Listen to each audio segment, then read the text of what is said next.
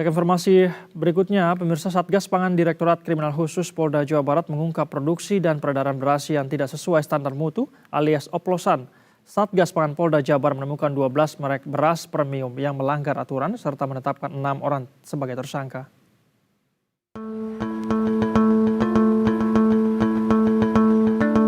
Satgas Pangan Direktorat Reserse Kriminal Khusus Ditreskrimsus Polda Jabar mengungkap produksi dan peredaran beras yang tak sesuai standar mutu alias oplosan. Kasus ini terungkap di 11 tempat kejadian perkara di 4 wilayah, yakni Majalengka, Cianjur, Kabupaten Bandung, dan Kabupaten Bogor.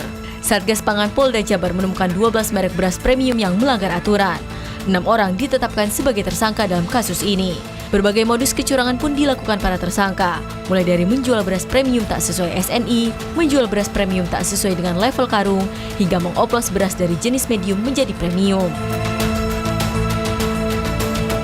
Dari total 2 minggu kegiatan, sudah ada 11 langkah penindakan, dan kemudian dari 11 langkah penindakan dari seluruh Satwil jajaran dan Polda, kami sudah menyatakan 4 perkara sudah ditingkatkan menjadi penyidikan dan sudah menetapkan ada 6 orang tersangka.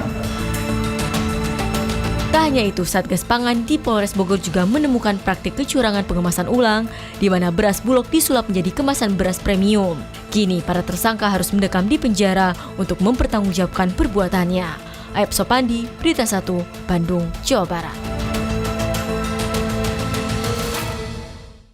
Dan satu informasi selengkapnya terkait Polda Jabar yang telah mengungkap jaringan distribusi beras oplosan dan tidak sesuai standar mutu yang beroperasi. Kita telah bergabung dengan Wakil Direktur Reskrimsus Polda Jawa Barat, AKBP Priyo Utomo. Selamat sore, Pak Priyo.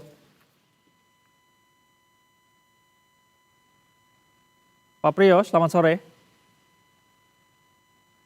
Baik, mohon maaf Pak Priyo, audionya sepertinya belum terbuka. Kami belum bisa menangkap audio Anda dari sini. Selamat sore, Mas Said. Oke, siap. Pak Priyo, saya mau langsung saja. Jadi seperti apa kronologi pengungkapan dari beras oplosan ini? Sudah ada 6 tersangka informasi yang ditetapkan. Silakan, Pak Priyo. Ya, terima kasih Mas Said. Pada kesempatan sore ini bisa saya sampaikan bahwasanya Direktorat Kriminal Khusus Polda Jawa Barat yang mana di bawah komando oleh Satgas Pangan beserta jajaran Polres telah melakukan kegiatan monitoring dan kegiatan upaya paksa atau penindakan yang terjadi di beberapa wilayah, yang mana dari kegiatan tersebut ada 6 TKP, yaitu di Bogor, di Bandung, dan di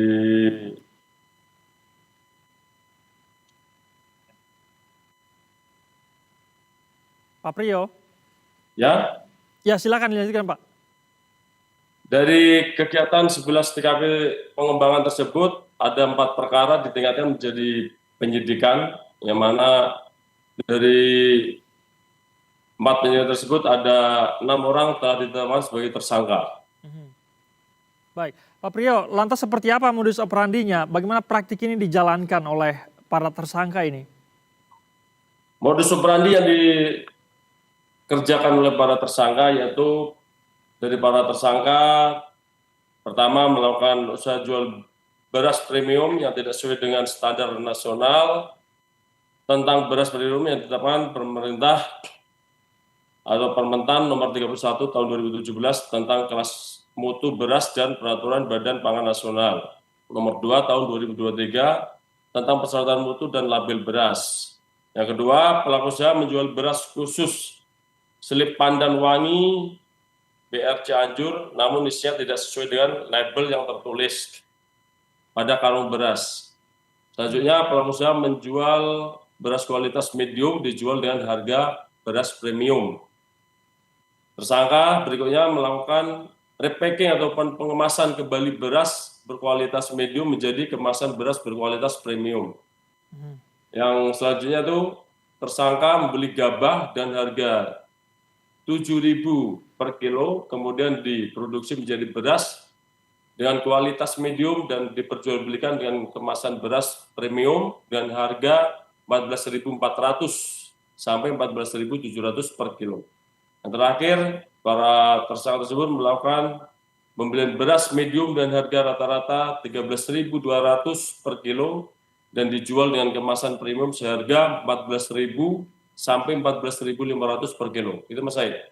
Baik, Pak Priyo, kami juga mendapat informasi bahwa praktik ini kabarnya sudah berlangsung selama kurang lebih 4 tahun dan total produksi yang dihasilkan mencapai 36 ton. Keuntungannya sekitar 468 juta rupiah, Pak Priyo. Lantas ini kenapa kemudian baru saat ini diungkap? Apakah memang karena razia yang masif dilakukan atau memang pihak kepolisian sudah mencium adanya praktik ini? Pada dasarnya kami dari Direktorat Kriminal Khusus sudah selalu melakukan monitoring di wilayah dan jajaran.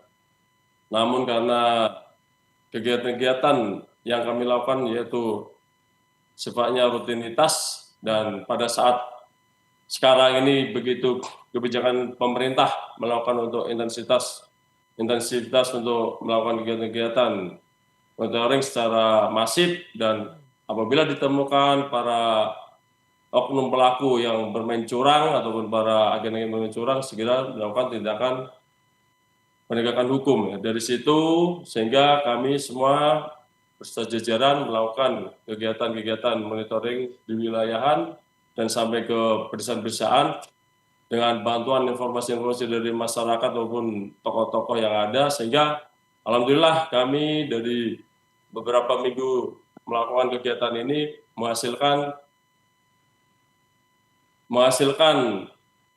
kegiatan penindakan hukum serta dapat mengawasi apabila punya potensi oknum-oknum yang berpotensi melakukan curang bisa kita berikan pembinaan secara maksimal. Pak Priyo, 6 orang tersangka yang ditetapkan ini berasal dari satu produsen kah, satu perusahaan kah, dan apakah ini memiliki kaitan dengan beberapa orang tersangka yang sudah ditetapkan sebelumnya di Barreskrim Polri? Untuk dari 6 tersangka ini masing-masing TKP, Mas Said. Masing-masing TKP dan tidak ada keterkaitannya dengan tersangka yang sudah ditetapkan oleh Satgas Pangan Barreskrim Polri. Dan dari ke-6 pelaku ini, tersangka ini semuanya murni bisnis di bidang beras, yang mana dari sekian tahun itu mereka melaksanakan kegiatan-kegiatan perbisnisan di bidang beras ataupun gabah yang ada di masing-masing daerah tadi. Baik, Pak Priyo, kita akan nantikan seperti apa razia selanjutnya dan tersangka-tersangka lainnya yang mungkin saja bisa diungkap dari mafia beras ini. Terima kasih banyak atas informasi yang Anda sampaikan, Pak Priyo. Selamat sore, selamat kembali melanjutkan aktivitasnya. Selamat sore, Mas Said. Selamat sore.